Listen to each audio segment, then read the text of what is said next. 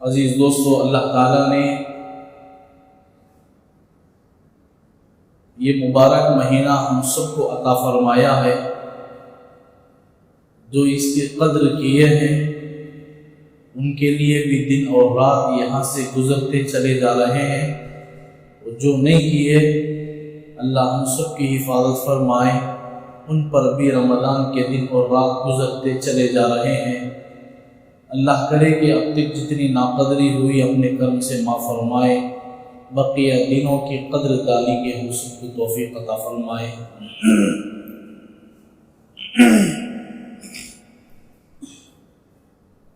عزیزان ملت، اللہ تعالیٰ نے قرآن پاک میں صدقہ اور زکوٰۃ کے بارے میں ہم سب کو مفصل یعنی کھول کھول کر اللہ نے بیان فرمایا۔ لوگوں کی ایک عادت ہے کہ رمضان میں وہ زکوٰۃ ادا کرتے ہیں، حالانکہ زکوٰۃ رمضان میں ادا کرنا کوئی ضروری نہیں۔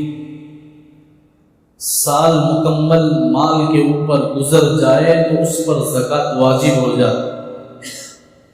آپ کے پاس اللہ نے شوال کے مہینے میں عطا کیا ہے یا محرم کے مہینے میں آپ کو اللہ نے مال عطا کیا، اور اتنا مال عطا کیا کہ اس پر زکوٰۃ واجب ہے، تو برابر محرم سے محرم ایک سال گزرنے کے بعد آپ کو زکوٰۃ واجب ہے۔ لیکن لوگوں کی عادت ہے کہ رمضان ہی میں کر لیں۔ بعض نیک طبیعت والے اللہ ان کو اس کا بہترین بدلہ عطا فرمائے کہ ایک دو مہینہ اور بھی باقی رہتا ہے، لیکن ان کی یہ عادت اور یہ تمنا ہوتی ہے کہ رمضان میں اللہ نیکیوں کو خوب دیتے ہیں، اس لیے ہم اس مہینے میں زکوٰۃ دے کر اللہ تعالیٰ سے وہ ثواب کو حاصل کر لیں۔ جیسے لوگوں کی نیتیں ہوتی ہے اللہ تعالیٰ اس سے بہتر فیصلے فرماتے ہیں، جیسا کہ حدیث میں آیا ہے۔ میں اس سے پہلے کئی دفعہ یہ حدیث سنا چکا ہوں۔ حضور علیہ السلام نے فرمایا، اللہ تعالیٰ کا قول، قال اللہ عز وجل انا ظن عبدی بی معه، میں بندے کے گمان کے ساتھ جڑا ہوا ہوتا ہوں، بندہ جیسا گمان کرتا ہے اللہ ویسے فیصلے فرماتے۔ بندہ جیسے نیکیوں کی حرص میں رہتا ہے اللہ اس سے بھی زیادہ نیکیاں عطا فرماتے ہیں۔ کسی عمل میں حضرت عمر نے فرمایا، یا رسول اللہ میں تو اور بھی زیادہ نیکیوں کا حرص کروں گا، تو حضور صلی اللہ علیہ وسلم نے فرمایا، عمر تم جتنی ارادہ اور جتنی نیت کرو گے اللہ اس سے بھی زیادہ عطا کرنے والے ہیں۔ آدمی کی نیت پر اصل پوری چیزوں کی ہر چیز میں، چاہے اچھا ہو یا برا، ہر چیز میں نیت کا اعتبار ہی ہوتا ہے۔ نیت اگر اچھی ہو فیصلے اچھے ہوں گے، نیت بری ہو تو برے فیصلے ہوں گے۔ جیسا کہ رسول اللہ صلی اللہ علیہ وسلم نے فرمایا، انما الاعمال بالنیات، اعمال کا دار و مدار نیتوں پر ہوتا ہے۔ فمن كانت هجرته الى الله ورسوله فهجرته الى الله ورسوله، ومن كانت هجرته الى دنیا يصيبها او امرأة فهجرته الى ما هاجر الیہ۔ رسول اللہ کا فرمان ہے، اگر کوئی اللہ کے رسول کے ساتھ ہجرت کیا اور اس کی یہ نیت تھی اور یہ ارادہ تھا کہ میں رسول اللہ کے ساتھ اللہ کے دین کے خاطر ہجرت کروں تو ہجرت کا ثواب ملے گا۔ ہاں اگر اسی مجلس میں ایک آدمی تھا، ہجرت تو رسول اللہ کے ساتھ کرتا ہے، قربانیاں راستے میں دیتا ہے، مگر اس کی نیت یہ ہوتی ہے کہ مدینے میں ایک لڑکی ہے، میں وہاں جا کر اس سے نکاح کرنے کے ارادے سے جاتا ہے۔ لیکن جیسے صحابہ کی قربانیاں تھی اس کی بھی قربانیاں ہیں، جیسے صحابہ کی مشقتیں ہیں ان کی بھی مشقتیں ہیں، لیکن نیت کے بدلنے کی وجہ سے اللہ تعالیٰ فیصلے بھی ویسے فرماتے ہیں۔ تو آدمی جیسی نیت کرے گا، اسی لیے رسول اللہ نے فرمایا، فمن كانت هجرته الى الله ورسوله، جس نے اللہ اس کے رسول کے لیے ہجرت کیا، فہجرته الى الله ورسوله، بس وہ ہجرت اللہ اس کے رسول ہی کے لیے ہوگا۔ ومن كانت هجرته الى دنیا يصيبها او امرأة يتزوجها فهجرته الى ما هاجر الیہ، اگر کوئی دنیا کمانے کے لیے جاتا ہے یا نکاح کرنے کی خاطر جاتا ہے، اگرچہ کہ رسول اللہ کے ساتھ ہجرت کرتا ہو مگر نیت جیسی تھی اللہ اس کے برابر اسے ثواب عطا کرے۔ تو آدمی کو ہر عمل کے لیے نیت کا درست کرنا ضروری ہوتا ہے۔ تو آدمی 2 مہینہ پہلے نیت کرتا ہے کہ اور 2 مہینہ باقی ہے میں زکات ادا کرنے کے لیے، لیکن ثواب مجھے اور بھی زیادہ ملے، تو جتنی آدمی نیت کے ساتھ اعمال کرے گا اللہ تعالیٰ اس اعمال کے ساتھ اس نیت کے موافق برابر اللہ اجر و ثواب عطا فرمائیں گے۔ اللہ کرے کہ ہمیں بھی نیکیوں کے حرص عطا فرمائے، گناہوں کے اللہ تعالیٰ دھبے لگنے سے بھی اللہ ہم سب کی اور ہمارے اعمال کی حفاظت فرمائے۔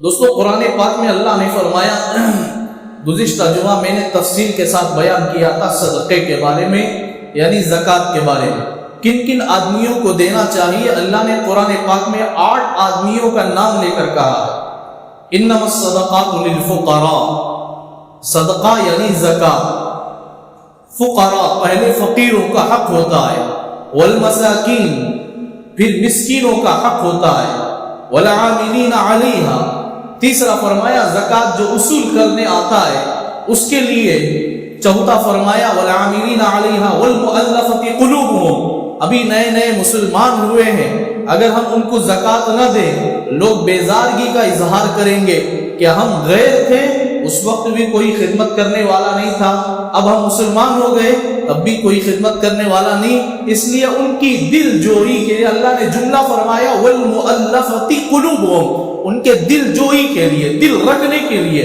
والمؤلفۃ قلوبہم، چوتھی چیز فرمایا، پانچویں چیز فرمایا وفی الرقاب، گردن کو آزاد کرنا، غلاموں کو آزاد کرنا، دنیا میں وہ موجود نہیں ہے، والغارمین، چھٹی چیز فرمایا آدمی مقروض ہے، قرض میں ڈوبا ہوا ہے، اپنا زکوٰۃ کا مال لے کر اسے قرض سے نجات دلوا سکتے، اللہ نے چھٹی چیز فرمایا والغارمین، پھر ساتویں چیز فرمایا وفی سبیل اللہ، اللہ کے راستے میں جانے والوں کے لیے۔ اس زمانے میں صحابہ مضبوط تھے، طاقتور تھے، اللہ نے صحت بھی خوب دی تھی، طاقت بھی دی تھی، مگر بعض صحابہ ان میں سے ایسے تھے طاقت ہونے کے باوجود بدن کے لحاظ سے، مالی اعتبار سے کچھ نہیں رہا ان کے پاس، نہ ان کے پاس تلوار تھی، نہ ان کے پاس نیزے، نہ ان کے پاس کچھ اور چیزیں جو جہاد کے لیے ضرورت پڑ جائے، جیسے گدھا، گھوڑا، خچر، اونٹ، جو چیزیں بھی ہیں سواری کے لیے یا جنگ کی ضروریات کے لیے، وہ تمام چیزیں ان کے لیے مہیا نہیں تھی۔ اللہ نے فرمایا وفی سبیل اللہ، اللہ کے راستے میں جہاد کرنے کے لیے۔ اب اس زمانے میں جہاد نہیں ہے، ہاں اگر کوئی تبلیغ میں جاتا ہے، اللہ کے راستے میں نکلتا ہے، جان مال کی قربانی دینا چاہتا ہے، لیکن جان کی قربانی لگانے تیار ہے، مال کی طاقت نہیں ہے، ہم اگر زکوٰۃ کا مال نکال کر اسے دے کر اسے راہ خدا میں بھیجیں، اللہ کی ذات سے امید ہے وہ فی سبیل اللہ پر وہ بھی شامل ہو جائے گا۔ اور 8ویں چیز فرمایا وابن السبیل، مسافر، آدمی اپنے مقام میں بڑا مالدار ہو مگر مسافر ہونے کی حالت میں اس کی چیزیں یا اس کی پاکٹ، اس کے رقم یا اس کے موبائل کوئی چوری کر لے اور اس کے پاس کوئی نہیں ہے، کوئی چیز ہاتھ میں نہیں ہے، اب یہ آدمی کنگال ہو گیا، وہ بنی السبیل، اللہ نے فرمایا ایسے مسافروں کو بھی تم دے کر اس کی خدمت کیا کر۔ تو یہ 8 چیزیں ہیں۔ اب یہ 8 چیزیں حضرت عبداللہ ابن عباس رضی اللہ عنہما کی حدیث ہے، اور یہ حدیث حضرت ابو ہریرہ رضی اللہ عنہ بھی فرماتے ہیں، دونوں کی حدیثیں ہیں، حضرت عبداللہ ابن عباس بھی بیان فرماتے ہیں، حضرت ابو ہریرہ بھی فرماتے ہیں، دونوں کی حدیث رسول اللہ صلی اللہ علیہ وسلم نے فرمایا اگر ان 8 میں سے سب سے پہلے حضرت عبداللہ ابن عباس کی پہلی حدیث ہے، حضرت عبداللہ ابن عباس فرماتے ہیں میں نے رسول اللہ صلی اللہ علیہ وسلم کو یہ حدیث کئی دفعہ سنی ہے اور میری یہ کان، حضرت عبداللہ ابن عباس گواہی پیش کرتے ہیں، یہ میرے کان قیامت کے دن گواہی بھی پیش کریں گے، اور میں یہ حدیث کئی بار رسول اللہ سے سنا ہے کہ اللہ کے نبی صلی اللہ علیہ وسلم نے فرمایا جو یہ زکوٰۃ کو ادا کرنے والی چیزیں، زکوٰۃ کو ادا کرنے والے لوگ، اللہ تعالیٰ جن کو 8 چیزوں کو 8 آدمیوں کو جو ترتیب سے بیان کیا ہے، ان للفقراء والمساکین والعاملین علیہا والمؤلفۃ قلوبہم وفی الرقاب والغارمین وفی سبیل اللہ وابن السبیل، یہ 8 آدمیوں کو جو اللہ نے بتایا ہے، حضرت عبداللہ ابن عباس فرماتے ہیں ان میں سب سے زیادہ حق اپنے رشتہ داروں کا ہے۔ حضرت عبداللہ ابن عباس فرماتے ہیں میں نے رسول اللہ سے 2 باتیں سنی ہیں. یہ فرمایا اپنے رشتہ داروں کو دینے میں اللہ 2 اجر و ثواب عطا فرماتے ہیں. اس لیے 2 اجر و ثواب فرماتے ہیں کہ یہ صدقہ دینے کا، یہ زکات دینے کا، ایک اپنے مال کا حق نکالنے کا، اور دوسرا فرمایا اپنے رشتہ داروں کی صلہ رحمی کرنے کا، اپنے رشتہ داروں پر رحم کرنے کا. غیر کو بھی دے سکتے ہیں، کوئی اعتراض نہیں ہے، لیکن رسول اللہ نے فرمایا اپنے رشتہ داروں کو سب سے پہلے دیکھو. اپنے رشتہ داروں کو جو کوئی دے گا ایک صلہ رحمی کا ثواب اللہ عطا فرمائیں گے، اور دوسرا زکات ادا کرنے کا ثواب اللہ عطا فرمائیں گے. اور دوسرا حضرت عبداللہ ابن عباس فرماتے ہیں ایک غیر کو دینے پر اللہ ایک ثواب عطا فرماتے ہیں. اس میں صلہ رحمی نہیں ہوتا ہے. صلہ رحمی اپنے رشتہ داروں میں ہوا کرتا ہے. غیر کو تو عام آدمی دیتا ہے اور لوگوں کی واہ واہ سنتا ہے، خوشیاں سنتا ہے، اور ان کی تعریفات سننے کے لیے لوگوں میں تقسیم کرتا ہے. سب سے پہلے ہم اپنے رشتہ داروں میں دیکھیں. للفقراء والمساکین، غریب ہو سکتی ہے بہن، غریب ہو سکتا بھائی، اپنے چچا ماموں رشتہ دار جتنے بھی ہیں ان تمام غریب ہو سکتے ہیں، مسکین ہو سکتے ہیں. ہم سب سے پہلے اپنے زکات کے مال کو ان میں تقسیم کریں. یہ ہماری ذمہ داری ہے، ہم ان میں تقسیم کریں. والمساکین والغارمین، ہمارے رشتہ داروں میں کتنے ایسے مقروض پڑے ہیں، کتنے قرض خواہ ہیں، کتنے قرض میں ڈوبے ہوئے ہیں. سب سے پہلے ہم اپنے رشتہ داروں میں تلاش کریں. ہاں لوگوں کی ایک عادت ہوتی ہے، ہمارے ذہنوں کے موافق، ہمارے ذہنوں کے مطابق ایک بات ہوتی ہے، اور لوگوں کی بول بھی یہ ہے کہ ہمیں ایک مرتبہ دے دے تو بار بار ہمارے دروازے پر آتے ہیں. ایک لوگوں کی عادت ہوتی ہے ایک مرتبہ دے دے تو بار بار آتے ہیں. ہم بول کر کے دے، یہ تم قرضوں میں ڈوبے ہوئے ہیں، اس لیے میرا زکات کا مال ہے، اللہ نے حکم فرمایا، اس لیے تمہیں اس سے نجات دلانا چاہتا ہوں. آپ کے دروازے پر آؤ، اگر آئے تو کچھ ہو تو دے دو. حضرت رسول اللہ صلی اللہ علیہ وسلم کی عادت شریفہ تھی. آپ کی 3 عادتیں تھیں. رسول اللہ صلی اللہ علیہ وسلم کے پاس کوئی مانگتا تو آپ دیتے، رہے تو ضرور دیتے، آپ انکار نہیں کرتے. یا نہیں تو رسول اللہ صلی اللہ علیہ وسلم وعدہ فرماتے کہ انشاءاللہ کل دوں گا یا پرسوں دوں گا یا پھر موقع ملے تو دوں گا. تیسرا فرمایا رسول اللہ صلی اللہ علیہ وسلم کی عادت شریفہ، اگر آپ کے پاس کچھ نہ ہو تو عذر پیش کر دیتے اور فرماتے کہ اللہ تجھے اس سے بہتر مال عطا کر. آپ دعا دیتے. یہ 3 عادتیں شریفہ رسول اللہ کی تھی. اگر آپ کے پاس آئے تو آپ کہہ دو نا، رہے تو کچھ دے دو، یا نہیں تو وعدہ کرو، یا آپ معذرت کرو، عذر پیش کر دو، اور ان کے حق میں کچھ دعائیں دو. مال لینے کے لیے آیا تھا، کچھ دعائیں لے کر تو جائے. کرو نا، انشاءاللہ اللہ کی ذات سے امید ہے اللہ بہتر زندگی ہمیں بھی عطا کرے. اصل ہمارے پاس ہم اپنے رشتہ داروں کو دینے کی عادت نہیں ہے، رشتہ داروں کو دینے میں عادت نہیں ہے. ہم سب سے پہلے اپنے رشتہ داروں میں دیکھیں کون تنگ دست بہن ہے، دیکھیں بھائیوں میں سے کون پریشان ہے، دیکھیں اپنے مقروض بھائی کے اس کے کفالت کرے. ان کے رشتہ داروں میں یا ہمارے رشتہ داروں میں جو کوئی پریشان حال ہے ان کی پریشانیوں کا خاتمہ ہم بنیں گے انشاءاللہ. جب اللہ نے ہمیں مال دیا ہے، زکات دیتے ضرور ہیں، غیروں کو دینے سے پہلے ہم اپنے رشتہ داروں کا خیال رکھیں. حضرت عبداللہ ابن عباس نے کئی بار رسول اللہ سے یہ حدیث سنی ہے کہ صلہ رحمی کرنے پر اللہ بہت بڑا اجر عطا فرماتے ہیں. صلہ رحمی اپنے رشتہ داروں میں ہوا کرتا ہے، تو ہم کریں گے انشاءاللہ. اپنے رشتہ داروں میں سب سے پہلے بانٹیں گے، پھر اس کے بعد غیروں کو دیکھیں، پھر پڑوسیوں کو دیکھیں گے. پڑوسیوں کا بھی زیادہ حق ہوتا ہے. اور دوسری بات یہ ہے کہ انہی زکات میں سے ایک صدقہ فطر بھی ہوتا ہے. صدقہ فطر کہتے ہیں، حضرت عبداللہ ابن عباس رضی اللہ عنہما سے روایت ہے، رسول اللہ صلی اللہ علیہ وسلم کی حدیث بیان فرماتے ہیں صدقہ فطر کیوں واجب ہوا ہے، صدقہ فطر کیوں واجب ہوا ہے. حضرت عبداللہ ابن عباس نے تفصیل کے ساتھ بیان فرمایا. وہ فرماتے ہیں کہ رمضان میں، روزوں میں، نمازوں میں جو کمی پیشی ہوئی ہے اس کے ادائیگی کے، اس کے پورا کرنے، اس میں جو بےہودہ اور بیکار سی اعمال ہوئے ہیں اللہ تعالیٰ اسے پورا کرنے کے لیے صدقہ فطر رکھے. ہم صدقہ فطر ادا کریں۔ بعض لوگوں کی یہ سوچ ہوتی ہے ماں کے پیٹ میں جو بچہ ہوتا ہے اس پر بھی زکوٰۃ واجب ہے، زکوٰۃ واجب نہیں ہے۔ لوگ کیا بولتے ہیں، بے تحاشا فتویٰ دیتے ہیں ماں کے پیٹ میں جو بچہ ہوتا ہے اس پر بھی صدقہ فطر واجب ہوتی ہے۔ کہاں ہے یہ حدیث؟ یہ کہیں ثابت نہیں ہے۔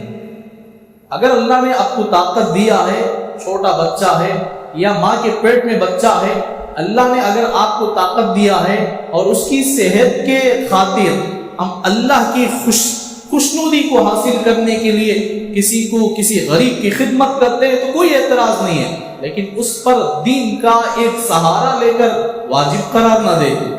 جب اللہ نے آپ کو مال دیا ہے تو جن پر زکوٰۃ واجب ہے ان پر صدقہ فطر بھی واجب ہے۔ اس کے علاوہ عام طور پہ اللہ کا شکر ہے، ہمارے علاقے میں ہم تو دیکھتے ہیں غریب آدمی بھی صدقہ فطر ادا کرتا ہے۔ اللہ کرے کہ ان کو موت تک دوسروں کے سامنے ہاتھ پھیلانے سے اللہ حفاظت فرمائے۔ یہ اللہ کی بڑی مہربانی، غریب سے غریب آدمی بھی صدقہ فطر ادا کرتا ہے۔ اللہ کرے کہ ہم میں سے ہر ایک کو دینے کی توفیق عطا فرمائے۔ اور رسول اللہ کا فرمان ہے صلی اللہ علیہ وسلم، عید الفطر سے پہلے، عید کے دن سے قبل تم عید کی یہ فطرہ دے کر ادا کیا کرو، اور دینے سے پہلے تم عیدگاہ کی طرف نہ آنا۔ اور صدقہ فطر عام طور پہ مجلس العلماء کی طرف سے جو آتا ہے 60 پر 6 روپے اب اس سال کے لحاظ سے آتا ہے۔ ہم میں سے ہر ایک کو 60 پر 6 روپے دینے کی اجازت نہیں ہے۔ ہر ایک 60 پر 6 روپے دینا نہیں ہے۔ لوگ آسانی سے اپنے دامن کو بچانے کے لیے گھر میں 5 آدمی ہیں، 60 پر 6 روپے کے حساب سے دے دیتے ہیں۔ نہیں، اس کی اجازت نہیں ہے۔ حضور اکرم صلی اللہ علیہ وسلم نے 4 طریقہ بتایا ہے۔ یہ گھیوں کا ہے، اور دوسرا جو کا ہے، تیسرا فرمایا منقع کا ہے، چوتھا کھجور کا۔ یہ 4 چیزوں میں جس آدمی جو مرتبے اور مقام میں ہوتا ہے اس لحاظ سے صدقہ فطر ادا کرے۔ مالدار آدمی ہے، وہ 60 پر 6 روپے میں دیتا ہے تو اس کا صدقہ فطر نہیں ہوگا، ادا تو ہو جائے گا لیکن قیامت کے دن اللہ پکڑے جائیں گے۔ مختصر ادا کرنا ادا ہو جائے گا لیکن ہر ایک کا حقوق اس سے ادا نہیں ہوگا۔ غریبوں کا اس میں پیٹ کہاں سے بھرے گا؟ غریبوں کا پیٹ نہیں بھرے گا۔ اسی لیے حدیث رسول اللہ صلی اللہ علیہ وسلم، جب گھیو دیے جاتے ہیں، 1 کلو، ایک گھیو کی قیمت 1 کلو 635 گرام ہوتا ہے، جس پر مکمل 1 کلو 635 گرام کا رقم 60 پر 6 روپے اب بازاری قیمت ہوتا ہے۔ غریب آدمی ہے، اللہ نے اتنی ہی وسعت دیا ہے، دو، کوئی اعتراض نہیں۔ اصل تو صدقہ فطر آدمی پر واجب ہوتا ہے جس پر زکوٰۃ واجب ہے۔ ہر آدمی جب دیتے ہیں، اللہ کا شکر ہے، تو ضرور دے، کوئی اعتراض نہیں ہے، لیکن مڈل کلاس کے، درمیانی کلاس کے آدمی ہیں تو وہ 60 پر 6 روپے دے سکتے ہیں۔ اس کے علاوہ جو 3 کلو 270 گرام ہے، جس کی قیمت 220 پر 9 روپے ہوتی، ایک آدمی ایک صدقہ فطر ادا کرنا ہوگا 220 پر 9 روپے۔ 3 آدمی گھر میں ہوں تو اس کے موافق حساب ڈال کر دے یا اس سے زیادہ دے، زیادہ دینے سے اللہ تمہارے مال کو کم نہیں کریں گے۔ اور اللہ نے کچھ اور زیادتی دیے ہیں تو کھجور کی قیمت دے، جو 3 کلو 270 گرام کی قیمت 818 روپے ہوتا ہے۔ ایک صدقہ فطر 818 روپے ہوتا ہے۔ اور اللہ نے خوب مال دیا ہے، بڑا مالدار ہے، وہ بھی 60 پر 6 روپے دیتا ہے تو زکوٰۃ صدقہ فطر تو ادا ہو جاتا ہے، لیکن اس سے غریبوں کا کوئی کام نہیں چلے گا۔ اس لیے حدیث رسول اللہ ہے، کشمش یعنی منقع 3 کلو 270 گرام کے حساب سے رقم ہوتا ہے 916 روپے ہوتا ہے، 916 روپے ہوتا ہے۔ تو یہ 916 روپے ایک صدقہ فطر ہوتا ہے۔ میرے عزیز دوستو، اگر اللہ نے ہمیں طاقت دیا ہے تو ان 4 میں سے جتنا ہو سکے آپ دے سکتے، کوئی اعتراض نہیں ہے۔ یہ 60 پر 6 روپے کو پکڑ کر ہمیں ہمیشہ روتے رہتے ہیں، یہ برابر حساب ڈال کر 2 روپے 5 روپے میں کمی پیشی کر کے برابر دیتے رہتے ہیں، اور بعض لوگوں کی عادت ہے یوں ہی دے دیتے صدقہ فطر کے نام سے۔ اگر آپ کو اللہ نے کچھ مال دیا ہے، گھر میں اولاد زیادہ ہے، افراد زیادہ ہیں، یا زیادہ پیسے دینے کی حالت نہیں ہے، تو کم از کم ایک فطرہ 100 روپے کے حساب میں دے دو، اللہ اس پر بھی بڑا اجر عطا فرمائے، کیونکہ 60 پر 6 روپے آخری درجہ ہے، اور زیادہ دینے پر 100 روپے دینے پر اللہ بہتر اجر عطا فرمائیں گے۔ اور عید الفطر سے پہلے ہم یہ صدقہ فطر ادا کر کے جائے۔ بعض لوگوں کی عادت ہوتی ہے، ہمارے رشتہ دار ہوتے ہیں دور علاقے میں، عید کی نماز کے بعد وہ وہاں سے سفر کر کے واپس آتے ہیں، ایسے لوگوں کا کیا کہنا، تو وہ صدقہ فطر کا پیسے اٹھا کر رکھ دے، پھر وہ آنے پر دینے پر کوئی اعتراض نہیں ہے، دے سکتے، لیکن بے ضرورت رکا کر دوسروں کو بعد میں دینا اس کی اجازت نہیں۔ اور اللہ کے نبی نے عیدگاہ کی طرف آنے سے بھی روک دیا جس نے بے ضرورت صدقہ فطر کو روکا۔ میرے دوستو، جب اللہ نے ہمیں کچھ دیا ہے تو اس میں ادا کرو، آج بھی دے سکتے ہیں، کل بھی دے سکتے ہیں، جب چاہے دے سکتے ہیں۔ لوگوں کی عادت ہے عید سے ایک دن پہلے یا عید کے دن صبح میں لوگوں کو تلاش کرتے ہیں، اسے دے دو، اسے دے دو، اسے دے دو، تلاش کرتے ہیں، ایسے نہیں ہے، بلکہ آپ جب چاہے دے سکتے ہیں۔